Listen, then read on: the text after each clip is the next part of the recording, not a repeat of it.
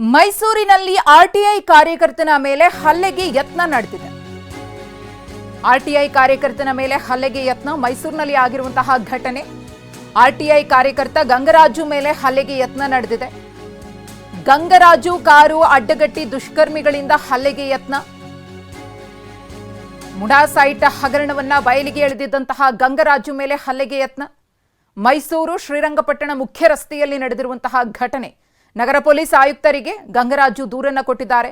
ಕುಟುಂಬದವರ ಜೊತೆ ಮೈಸೂರಿಗೆ ಬರ್ತಾ ಇದ್ದ ವೇಳೆ ಹಲ್ಲೆಗೆ ಯತ್ನ ನಡೆದಿದೆ. ಕಾರನ್ನ ಅಡ್ಡಗಟ್ಟಿ 4 ದುಷ್ಕರ್ಮಿಗಳು ಏಕಾಏಕಿ ಅಟ್ಯಾಕ್ ಅನ್ನ ಮಾಡ್ತಾರೆ. ನಂಬರ್ ಪ್ಲೇಟ್ ಇಲ್ಲದ 2 ಬೈಕ್ನಲ್ಲಿ ಈ ದುಷ್ಕರ್ಮಿಗಳು ಬಂದಿದ್ರು ಅನ್ನೋದ್ರ ಬಗ್ಗೆ ಮಾಹಿತಿ ಸಿಕ್ಕಿದೆ. ಮುಡಾ ಸೈಟ್ ಹಗರಣವನ್ನ ಗಂಗರಾಜು ಬಯಲಿಗೆಳೆದಿದ್ರು, ದಾಖಲೆಯನ್ನ ಬಿಡುಗಡೆ ಮಾಡಿದ್ರು. ಈ ಹಿನ್ನೆಲೆಯಲ್ಲಿ ಕೊಲೆಗೆ ಯತ್ನ ಅಂತ ಹೇಳಿ ತಾವು ಕೊಟ್ಟಿರುವಂತಹ ದೂರಿನಲ್ಲಿ ಗಂಗರಾಜು ಅವರು ಉಲ್ಲೇಖವನ್ನ ಮಾಡಿದ್ದಾರೆ. ಮುಡಾ ಹಗರಣದಿಂದ ಏನೆಲ್ಲ ಆಗ್ತಾ ಇದೆ ರಾಜ್ಯ ರಾಜಕಾರಣದಲ್ಲಿ ಅನ್ನೋದನ್ನ ನೋಡ್ತಾ ಇದ್ದೀವಿ.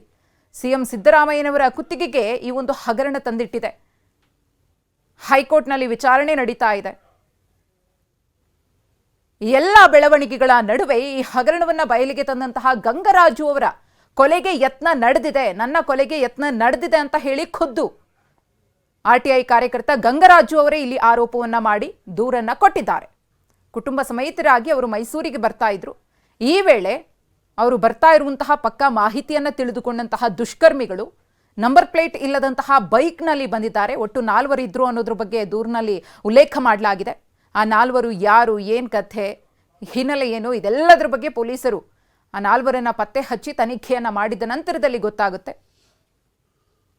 ನಗರ ಪೊಲೀಸ್ ಆಯುಕ್ತರಿಗೆ ಗಂಗರಾಜು ಅವರು ದೂರನ್ನ ಕೊಟ್ಟಿದ್ದಾರೆ. ದುಷ್ಕರ್ಮಿಗಳ ವಿರುದ್ಧ ಕ್ರಮವನ್ನು ತೆಗೆದುಕೊಳ್ಬೇಕು ಅಂತ ಹೇಳಿ ದೂರಿನ ಪ್ರತಿಯನ್ನ ಕೂಡ ಒಂದು ಕಡೆ ಗಮನಿಸ್ತಾ ಇದ್ದೀರಿ. ಏನೇನಾಯಿತು ಅನ್ನೋದ್ರ ಬಗ್ಗೆ ಸಂಪೂರ್ಣ ವಿವರಣೆಯನ್ನ ತಮ್ಮ ದೂರಿನಲ್ಲಿ ಉಲ್ಲೇಖ ಮಾಡಿದ್ದಾರೆ ಆರ್ಟಿಐ ಕಾರ್ಯಕರ್ತ ಗಂಗರಾಜು ಅವರು. ಮುಡಾ ಹಗರಣಕ್ಕೆ ಸಂಬಂಧಪಟ್ಟಂತೆ ಈಗಾಗಲೇ ಸಿಎಂ ಸಿದ್ದರಾಮಯ್ಯನವರ ವಿರುದ್ಧ ರಾಜ್ಯಪಾಲರು ಪ್ರಾಸಿಕ್ಯೂಷನ್ಗೆ ಅನುಮತಿಯನ್ನ ಕೊಟ್ಟು ಆ ರಿಟ್ ಅರ್ಜಿಯನ್ನ ರದ್ದು ಮಾಡಬೇಕು ಅಂತ ಹೇಳಿ ಹೈಕೋರ್ಟ್ ಮೊರೆ ಹೋಗಿದ್ದಾರೆ. ಸಿಎಂ ಸಿದ್ದರಾಮಯ್ಯನವರು ವಿಚಾರಣೆ ನಡೀತಾ ಇದೆ. ಈ ನಡುವೆ ಗಂಗರಾಜು ಅವರನ್ನ ಕೊಲೆ ಮಾಡೋದಕ್ಕೆ ಯತ್ನ ಮಾಡಲಾಗಿದೆ ಅನ್ನೋ ಆರೋಪವನ್ನ ಖುದ್ದು ಅವರೇ ನಡೆಸಿದ್ದಾರೆ. ಈ ಕುರಿತು ಮತ್ತಷ್ಟು ಮಾಹಿತಿಯನ್ನ ಕೊಡ್ತಾರೆ ನಮ್ಮ ಪ್ರತಿನಿಧಿ ರಾಮ್. ಗಂಗರಾಜು ಅವರ ಮೇಲೆ ಅಟ್ಯಾಕ್ ಆಗಿದೆ, ಅವರು ಆರೋಪವನ್ನ ಮಾಡ್ತಿದ್ದಾರೆ, ನನ್ನ ಮೇಲೆ ಕೊಲೆಗೆ ಯತ್ನ ನಡೆದಿದೆ ಅಂತ ಹೇಳಿ ದೂರಿನಲ್ಲಿ ಏನೆಲ್ಲ ಉಲ್ಲೇಖ ಆಗಿದೆ? ಮಧುಶ್ರೀ, ರಾಜ್ಯಾದ್ಯಂತ ಮುಡಾ ಪ್ರಕರಣ ಸಾಕಷ್ಟು ಸದ್ದು ಮಾಡ್ತಾ ಇದೆ. ಈ ಮುಡಾ ಪ್ರಕರಣವನ್ನ ಬೆಳಕಿಗೆ ತರುವಲ್ಲಿ ಪ್ರಮುಖ ಪಾತ್ರ ವಹಿಸಿದಂತ ಆರ್ಟಿಐ ಕಾರ್ಯಕರ್ತ ಗಂಗರಾಜು ಮೇಲೆ ಹಲ್ಲೆಗೆ ಯತ್ನ ನಡೆದಿದೆ. ಈ ಬಗ್ಗೆ ಖುದ್ದು ಗಂಗರಾಜು ಮೈಸೂರು ನಗರ ಪೊಲೀಸ್ ಆಯುಕ್ತರಿಗೆ ಲಿಖಿತವಾದಂತಹ ದೂರನ್ನ ನೀಡಿದ್ದಾರೆ.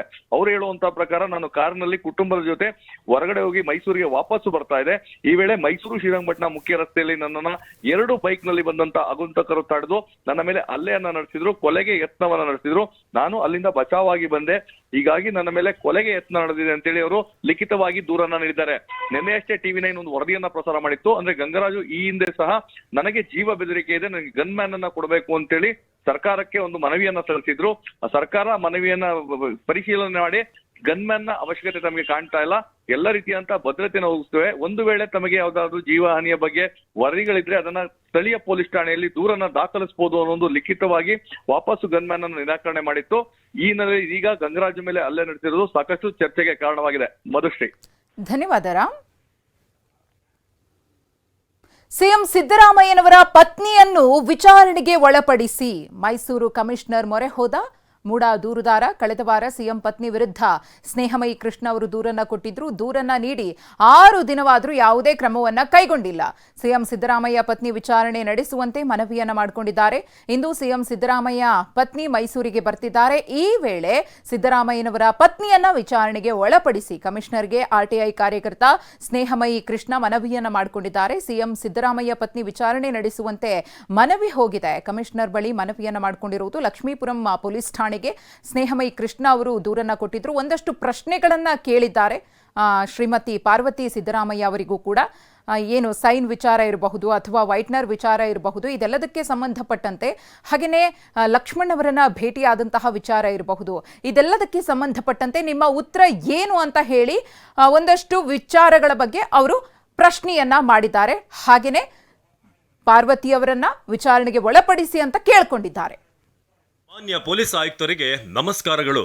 ಮಾನ್ಯ ಮುಖ್ಯಮಂತ್ರಿ ಶ್ರೀ ಸಿದ್ದರಾಮಯ್ಯನವರ ಹೆಂಡತಿ ಶ್ರೀಮತಿ ಪಾರ್ವತಿ ಮತ್ತು ಲಕ್ಷ್ಮಣ್ ಅವರ ವಿರುದ್ಧ ಲಕ್ಷ್ಮೀಪುರಂ ಪೊಲೀಸ್ ಠಾಣೆಗೆ ದೂರರ್ಜಿ ನೀಡಿರುವುದು ನಿಮಗೆ ತಿಳಿದ ವಿಷಯ. ದೂರು ನೀಡಿ 6 ದಿನಗಳಾಗುತ್ತಾ ಬಂದಿದ್ದರೂ ಗಂಭೀರವಾಗಿ ಪರಿಗಣಿಸಿದಂತೆ ಕಂಡು ಬಂದಿರುವುದಿಲ್ಲ. ನಿನ್ನೆ ರಾತ್ರಿ ಶ್ರೀಮತಿ ಪಾರ್ವತಿ ಅವರು ಮೈಸೂರಿಗೆ ಬಂದಿದ್ದು ಈ ದಿನ ಬೆಳಗ್ಗೆ ಶ್ರೀ ಚಾಮುಂಡೇಶ್ವರಿ ಬೆಟ್ಟಕ್ಕೆ ತೆರಳಿದ್ದಾರೆ ಎಂಬುದು ತಿಳಿದು ಬಂದಿದೆ. ಆದ್ದರಿಂದ ಆರೋಪಿತರಾದ ಶ್ರೀಮತಿ ಪಾರ್ವತಿ ಅವರನ್ನ ಈ ದಿನ ತಾವೇ ಖುದ್ದಾಗಿ ನನ್ನ ಆರೋಪಕ್ಕೆ ಪೂರಕವಾಗಿ ವಿಚಾರಣೆಗೆ ಒಳಪಡಿಸಬೇಕೆಂದು ಮನವಿ ಮಾಡಿಕೊಳ್ಳುತ್ತೇನೆ. ಯಾಕಂದ್ರೆ ಶ್ರೀಮತಿ ಪಾರ್ವತಿಯವರು ಮುಖ್ಯಮಂತ್ರಿಗಳ ಹೆಂಡತಿ ಆಗಿರುವುದರಿಂದ ಅವರನ್ನ ವಿಚಾರಣೆಗೆ ಒಳಪಡಿಸಲು ಪೊಲೀಸ್ ನಿರೀಕ್ಷಕರು ಮತ್ತು ಸಹಾಯಕ ಪೊಲೀಸ್ ಆಯುಕ್ತರು ಹಿಂಜರಿಯುವ ಸಾಧ್ಯತೆ ಇರುವುದರಿಂದ ತಾವೇ ವಿಚಾರಣೆ ನಡೆಸಬೇಕಾಗಿ ಮನವಿ ಮಾಡಿಕೊಳ್ಳುತ್ತೇನೆ. ನಿಮ್ಮ ಯಜಮಾನರು ಎಕ್ಸ್ ಖಾತೆಯಲ್ಲಿ ಬಿಡುಗಡೆ ಮಾಡಿರುವ ವಿಡಿಯೋದಲ್ಲಿ ಕಂಡುಬರುವ ನಿಮ್ಮ ಸಹಿಗೂ ಈ ಹಿಂದೆ ಪ್ರಾಧಿಕಾರಕ್ಕೆ ನೀಡಿರುವ ಪತ್ರದಲ್ಲಿನ ನಿಮ್ಮ ಸಹಿಗೂ ವ್ಯತ್ಯಾಸಗಳು ಇರಲು ಕಾರಣವೇನು?